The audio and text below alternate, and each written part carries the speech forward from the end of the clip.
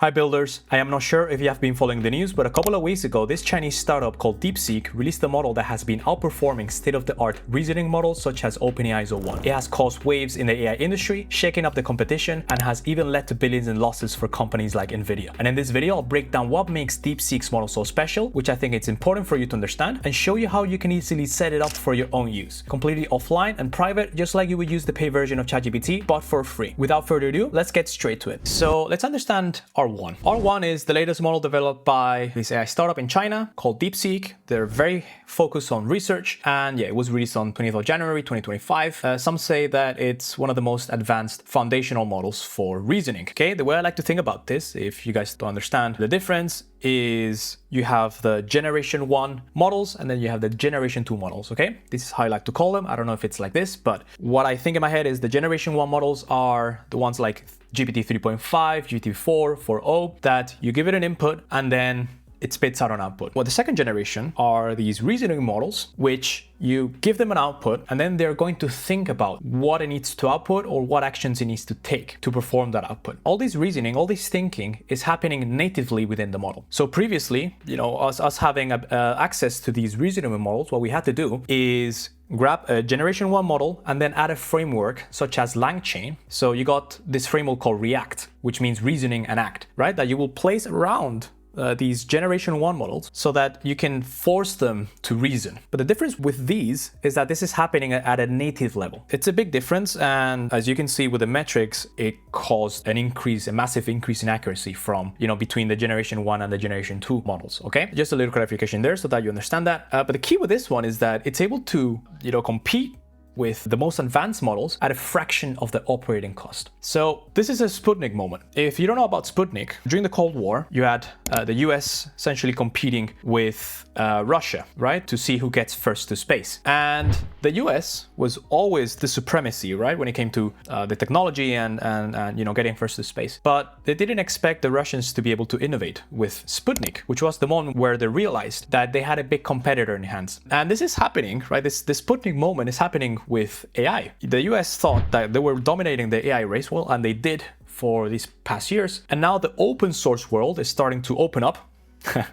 Pun intended. And yeah, as you see here, the Chinese are developing these very advanced language models with so much fewer resources than OpenAI or similar companies. As you can see here, they claim DeepSeek has spent $6 million in developing and training the model compared to the $100 million that OpenAI had. So yeah, that's one point. And the second point is that they used older NVIDIA chips, which means that they built this model so efficiently that the training could be done with older NVIDIA chips, which is insane, right? Which comes to my second point here, and one of the reasons why NVIDIA stock dropped so much. So on January 27th, not long ago, you probably saw the news, right? All of my friends were talking about, hey Frank, did you hear about DeepSeek? What is the reason why they lost so much money? One of the main reasons was, because of DeepSeek developing this efficient AI model that could run on lower end NVIDIA chips. This made people believe that, all the higher end chips that NVIDIA is producing right now are not needed anymore to be able to train and build these models. Therefore, everybody sold NVIDIA stock and the whole market crashed. You can see here the biggest single day stock declines, and most of them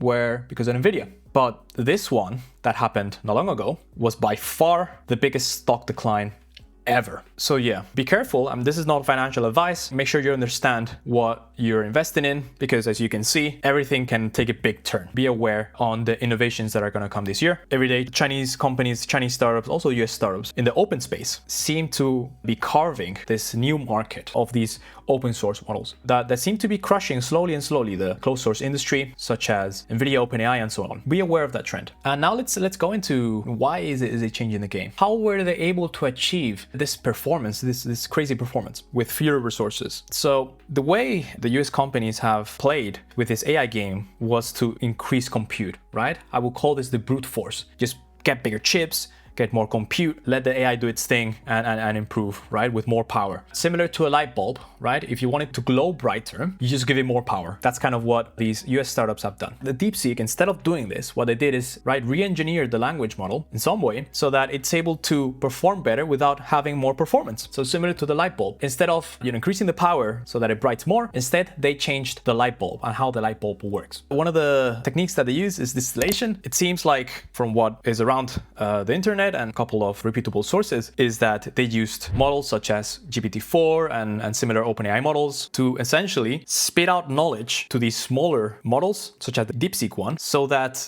it's able to pass on the knowledge that these big models have onto the smaller models. So that's what distillation techniques are in a nutshell. And this allows you to, for example, if you have a large model that knows about build software, build skyscrapers, right, and so on, then what I would do is that I will get from this larger LLM one specific piece of knowledge that it knows how to do, such as knowing how to build software, and I'll only send that knowledge to the smaller model. So the smaller model is only able to build software, but the fact that it's smaller means that it's able to do that, at a lower cost, because it has less parameters. But yeah, we can see some metrics here. And this is DeepSeek R1. This is a 32 billion parameter, so a smaller version of it. And we can see that R1 is doing pretty good.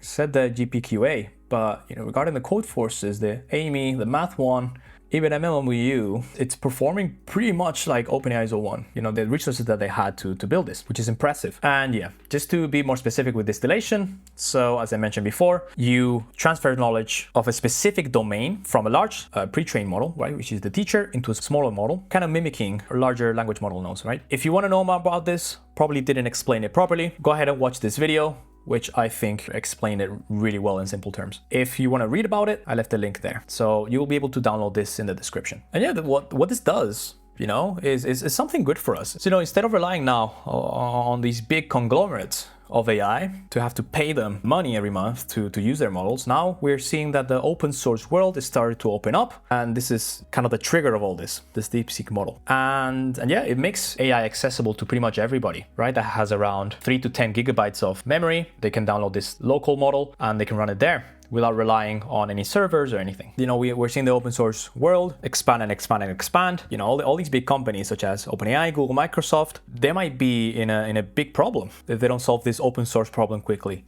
All these open source models, it's designed for global innovation, right? With these open source models, there's no licensing restrictions. Like once you download this open source version, it's yours. You can do whatever you want with it. You can't download Anthropic's model. You can't download OpenAI's. And perhaps if there's any specific way in which you can do it, you're probably bound by some license. With these open source models, you don't have that. Currently, I'm using ChatGPT on their servers, right? And this is a cloud-based revenue model, right? We are reaching out to the servers, we're paying them, and in exchange, we're able to use their cloud-based models. With DeepSeek now, we're able to download these models, run it on our own RAM. So what's the point of using these cloud models anymore? This could impact the cloud market, right? Google Cloud, Microsoft Azure, and all these big ones. So yeah, this kind of sparks a shift in the pricing and accessibility for these models. But there are two ways in which people are using DeepSeek right now. Most people are going into the DeepSeek website and they are just asking information through here. You can also try DeepSeek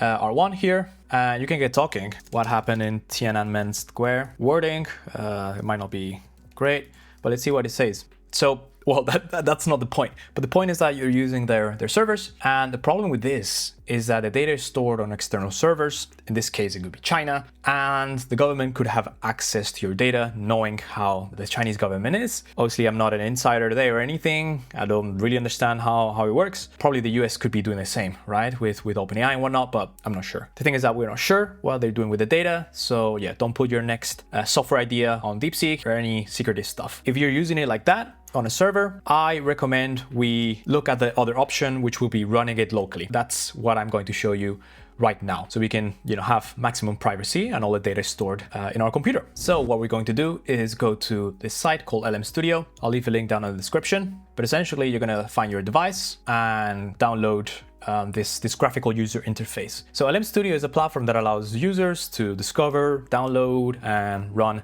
local LLMs directly on the computers with a nice graphical user interface, as I mentioned. So now we're here on LM Studio. Let's get our first LLM. We're gonna skip onboarding because I want to show you some stuff. Cool. So as you see here, you have your nice graphical user interface that, the nice people at LM Studio have developed for you. So all you have to do essentially is to download to your local instance a language model. So how do we do this? Well, first of all, we have some other stuff. You can check your models and your text embeddings if you want. And you can see also that it's saved locally in your computer. So you can see it creates a directory for you, .lmstudio/models. You can chat here, which is the important thing. We're going to go to the search bar and we're going to search for DeepSeek. Okay, DeepSeek R1. And I'm going to tell you a couple things. So we're on mission control. It seems like we're connecting now to Hugging Face server right here. You know, I just see all the logos here on the left from Hugging Face, so they could be coming from there, even though they are on the LM Studio server. Anyways, so the things that you have to understand are the following. So there's a green rocket icon here, which means that you can download this. Basically, this LM Studio app is going to understand if you can run certain models or not. These models are going to come in different sizes in terms of parameters. Okay, so you see here, say 7B, that means 7 billion parameters. They can go from 7 billion all the way to, you know, more than 100 billion parameters. But to run these 100 billion parameters, you are going to need some serious hardware. You can also just see the size of the model and you can determine whether that's going to be a headache for your computer or not. But the good thing is that it will tell you if it's too large or it requires too much RAM to run this model locally. So you're not going to be able to download it. I think you can, but it tells you that you shouldn't. Another thing that I can tell you is if you see here, distill, this relates to what we were discussing before. Distill is this knowledge distillation technique where we have the smaller model, which in this case is R1, and it learns from this larger teacher model. So we pass the model, in this case, from this Quen, the Chinese model, that is 14 billion parameters. We train this smaller model, right? R1. So that's what distill means. We're using this model to train this model. Okay, so in this case it's Quen, so it's going to output similar things to what the Quen model does. This one, for example, this DeepSeek R1 model has been trained on the Llama model, which is 8 billion parameters. So I think that's great. You can see the downloads, the likes. Let's download a light model just for you to see how it works. Look, for example, look at this one. This is 347 gigabytes. But let's pick this one, for example, that's 1 gigabytes. Let's download that. So it says download completed here. Let's load the model and it's loading. And it's really good what we have here below. Say system resources usage. We're using 1.19 gigabytes of RAM, and this is the CPU usage from the models that we loaded. So if you can see here, we are currently using this loaded model, right? You can eject it as well if you don't want to use it anymore and you want to switch it. And yeah, let's ask something. So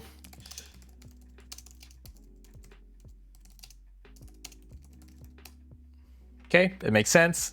It's been trained on another Chinese model. Let's try DeepSeek. I'm curious. I'm going to try something else. I'm going to see if it can answer R1, but instead this time we're going to use this Llama model. So the other one was based from a Chinese, language model. So it makes sense that it doesn't answer Tiananmen Square stuff. But we're going to try and see if this DeepSeek R1 has been trained using knowledge distillation from Llama 8B, meta language model. You should have had a little green button here that said load model. If that's the case, click it and you should see this little blue bar loading. And once it finished loading and you see eject, that means that you're currently talking to that model you just downloaded. And if you open this, you have the choice of choosing the R1 model that has been distilled using Quen or Llama. So in this case, we're using Llama and we're going to ask it.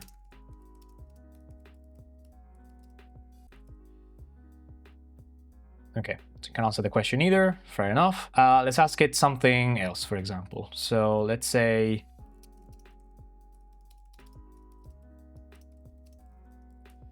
so it's really cool because we can see its thoughts, very similar to the way DeepSeek does it as well. And I think this is a great feature, right? You exactly understand what the language model is reasoning about, right? Because it's a reasoning model, so you can see what it reasons about. And then it says, overall, I want to make sure the response is informative, structured, and so on.